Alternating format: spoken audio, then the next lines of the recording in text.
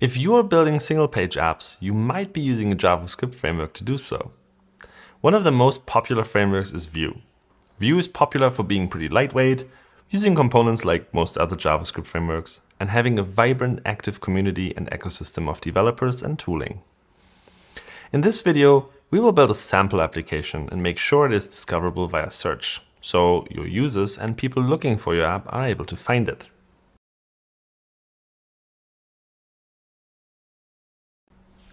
We will use Vue CLI in version 3.04. We create a new application, then install Vue Router and set up two components: posts list that will list 10 posts and post detail that shows a single post. After setting up the routing and components, we have this application that roughly resembles a blog, pulling the posts from an API. We also enable the history API mode of the Vue Router to make sure our URLs are proper URLs instead of abusing the fragment identifier to show different views. Let's look at what we can improve in this application for SEO. First things first. To make our post more findable and more relevant in search results, we should give each page a descriptive, helpful title and description.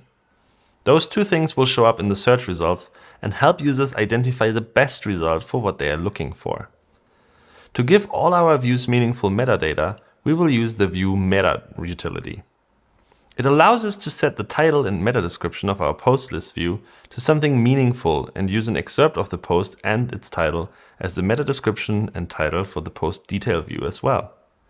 Note that ideally we would have some summary or key takeaways for each post, but in this case we are just going to put the first 100 characters from the post in the description instead. 100 is an arbitrarily chosen number of characters. Meta descriptions aren't restricted in length. When we put this into the mobile-friendly test, we see our meta description and title show up in the code, and that means we will see them in the search results as well.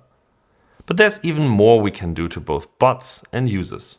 We can make sure our content arrives within the initial HTML sent to the client without having to wait for JavaScript to execute.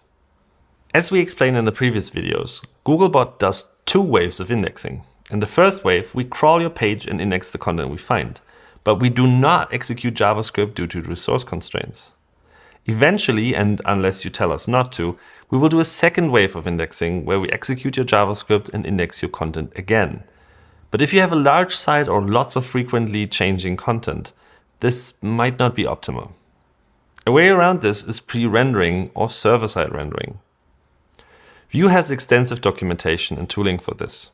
Alternatively, you may consider doing dynamic rendering, which we provide some documentation for as well.